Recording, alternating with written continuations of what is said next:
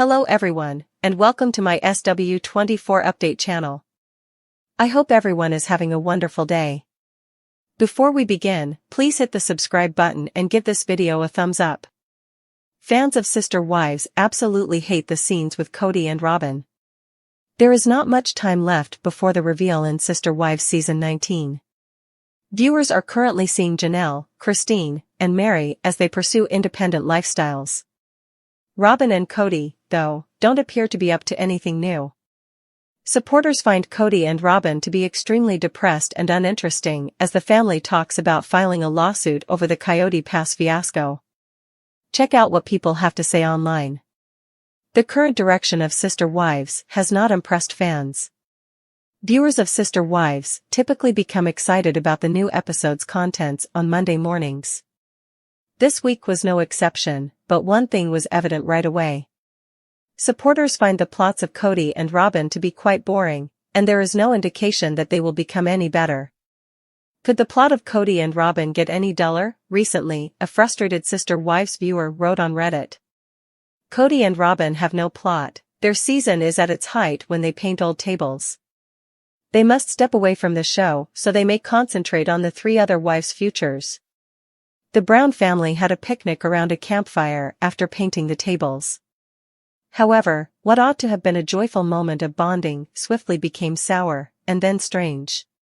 Robyn's reflections on the demise of the polygamist family unit soured the atmosphere. Kody then began to interrogate his older daughters about the number of children they wished to have in an invasive manner. The presence of Kody and Robyn this week has angered Redditors. The plots involving Kody and Robyn this year have been extremely stale, according to several fans. Redditors expressed that they had no interest in watching their family paint picnic tables in the backyard together. The following is a thorough, one-paragraph analysis that explores the roiling controversy surrounding Robyn Brown's alleged role as a financial drain on the family, capturing the complexity of the criticism, the social media frenzy, and the wider implications for the dynamics of the Brown household as portrayed on Sister Wives.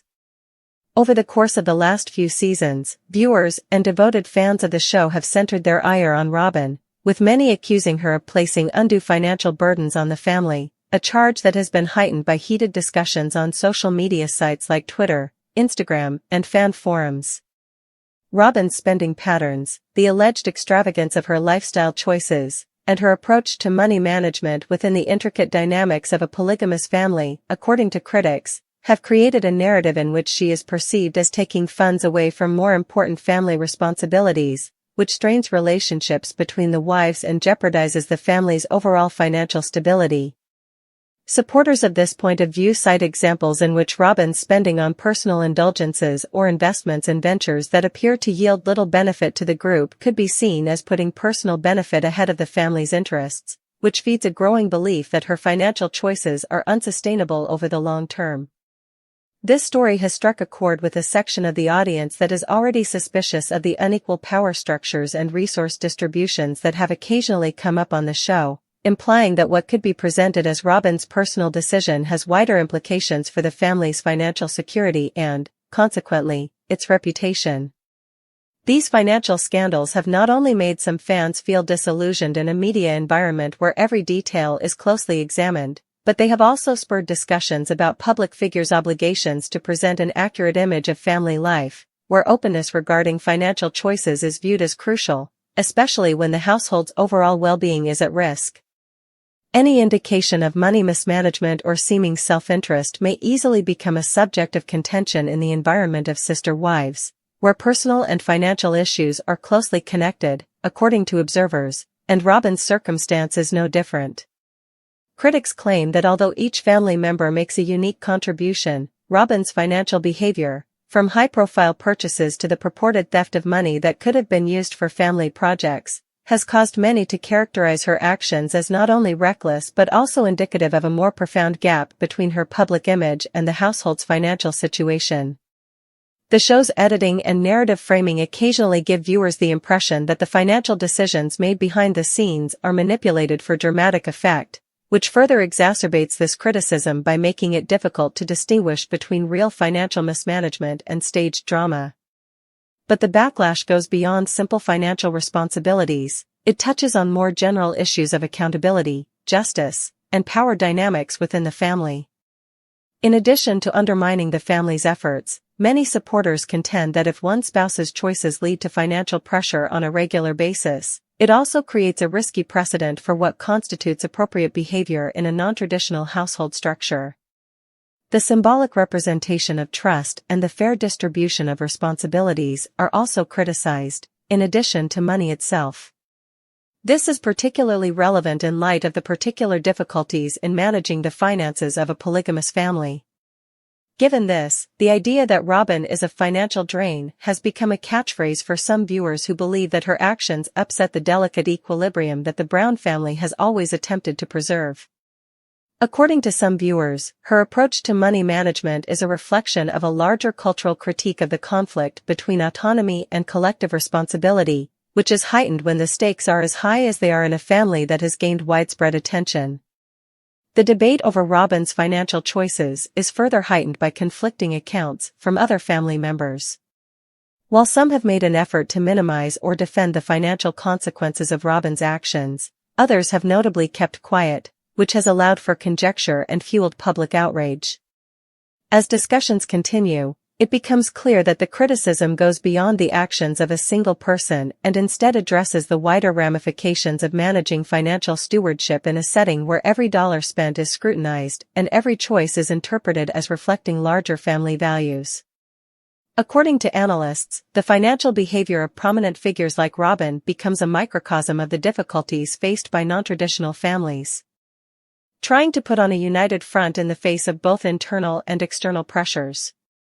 This is because reality television frequently entangles the personal with the public and magnifies every decision through the lens of media representation.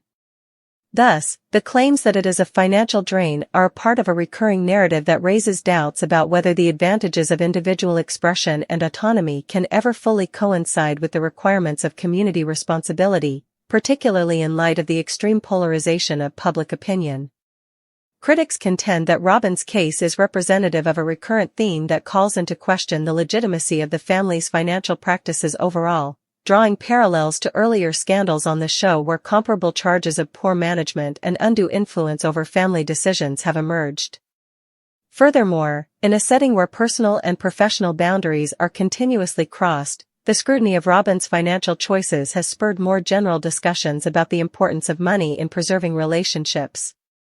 The criticism she receives is not just a result of a few isolated occurrences, rather, it is ingrained in the way that audiences view responsibility, transparency, and fairness in a contemporary, media-driven family story. As fans continue to analyze every financial decision and expense, the discussion of Robyn Brown's involvement in the family's financial matters serves as a powerful reminder of the difficulties in striking a balance between personal preferences and group obligations.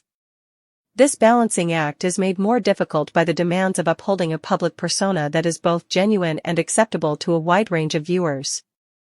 In the end, the controversy surrounding Robyn's alleged status as a financial drain captures not only the particular complaints of a vocal fan base but also a broader, continuing discussion about what truth, accountability, and responsibility mean in the context of reality television, a discussion that compels viewers to face the unsettling fact that, even in a setting intended to highlight family support and unity, the underlying conflicts of money management and resource allocation can expose underlying problems that call into question the very foundations of the household structure and values. It's unclear how the Brown family will respond to these issues as the discussion develops, whether it's by making direct remarks about upcoming episodes or by rearranging their financial priorities in the background. As of right now, Robyn Brown's criticism serves as a clear example of the two-pronged phenomenon of public scrutiny in the modern era, where every individual choice is both a reflection of one's own character and a representation of larger societal expectations regarding accountability, fairness, and the appropriate use of shared resources.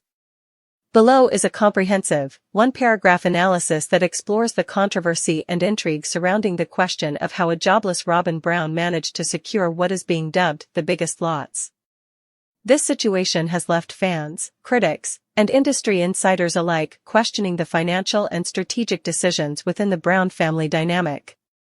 In the complex and constantly evolving world of reality television, the debate over whether Robyn represents a financial burden on the family serves as a compelling case study in the challenges of maintaining an equitable, transparent, and sustainable household under the constant scrutiny of a critical and involved audience.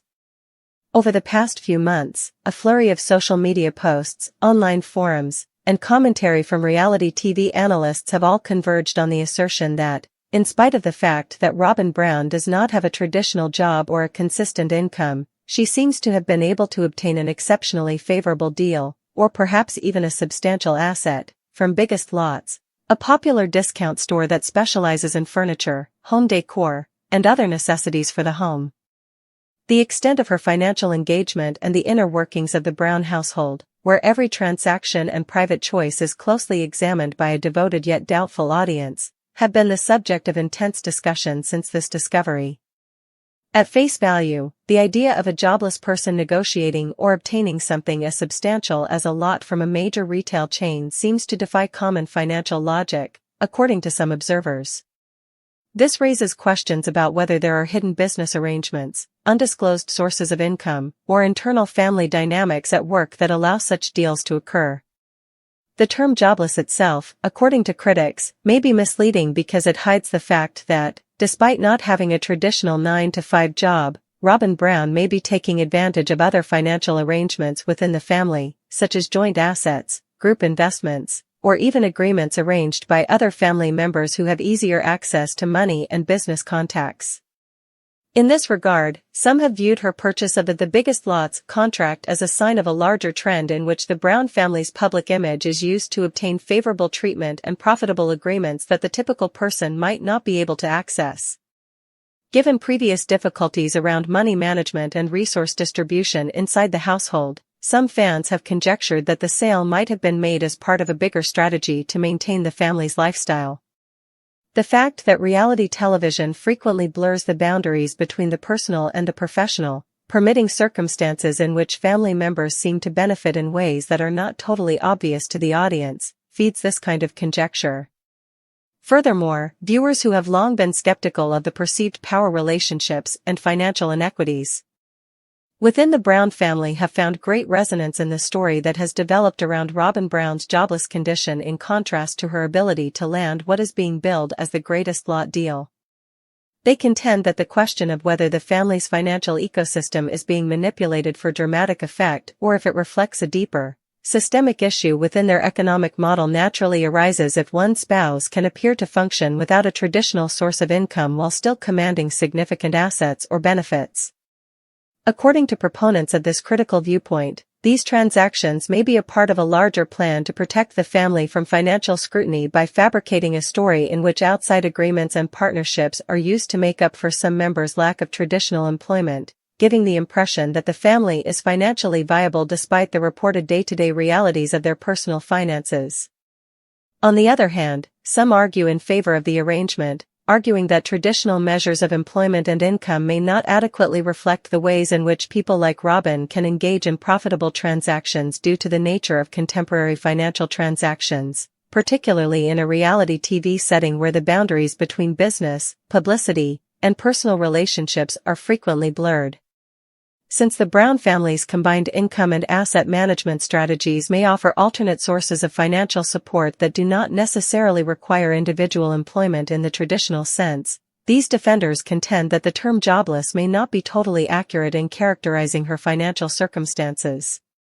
They argue that in today's economic environment, unusual financial tactics are frequently used to sustain a lifestyle that contradicts conventional norms, especially among public individuals and families with significant media presences. Furthermore, according to some industry insiders, the agreement with Biggest Lots may have been reached through connections or negotiated terms that are not immediately obvious to the general public. This suggests that Robyn's role in negotiating the deal may have been a component of a larger, planned attempt by the family's management team to take advantage of branding opportunities and alliances with well-known retailers. Even though they might be controversial, such arrangements are not unheard of in reality television, where the interaction of media exposure, personal image, and business endeavors often results in agreements that initially appear to be inconsistent with the individual's apparent personal circumstances.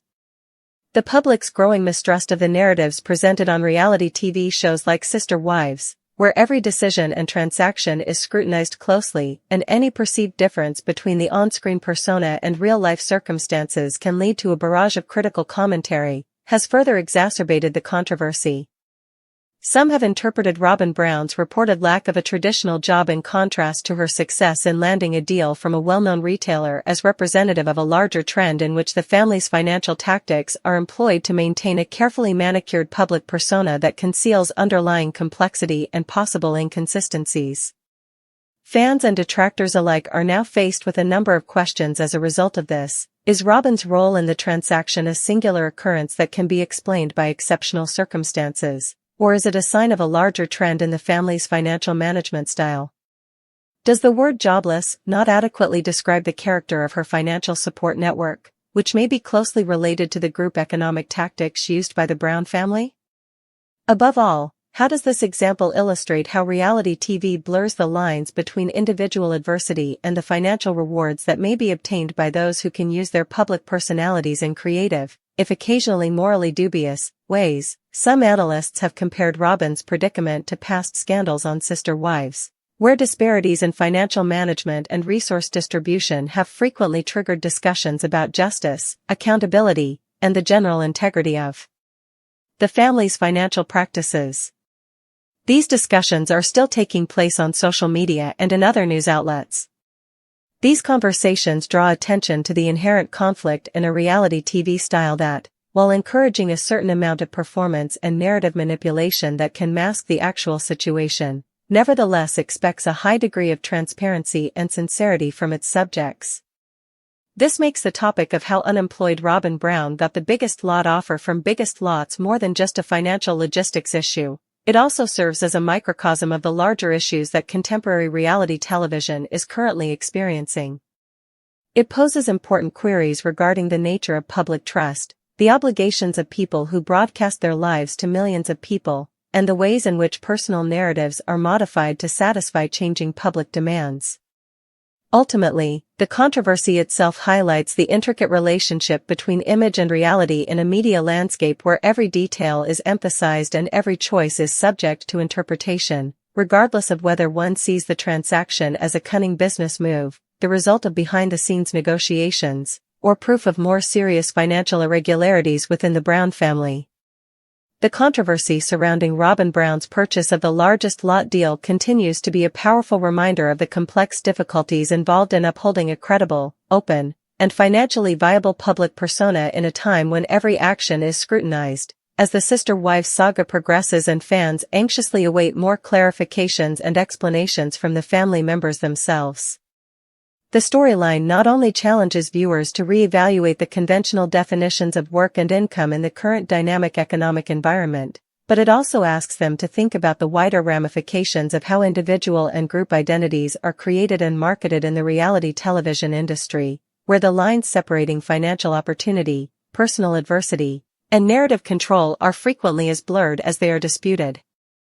As the conversation progresses, it becomes evident that this controversy is more about the continuous battle to balance the principles of transparency and authenticity with the harsh realities of a media-driven world, where every dollar, every deal, and every choice is a battlefield for public opinion and evidence of the ongoing difficulties of juggling fame, wealth, and family life under the constant scrutiny of a watchful public.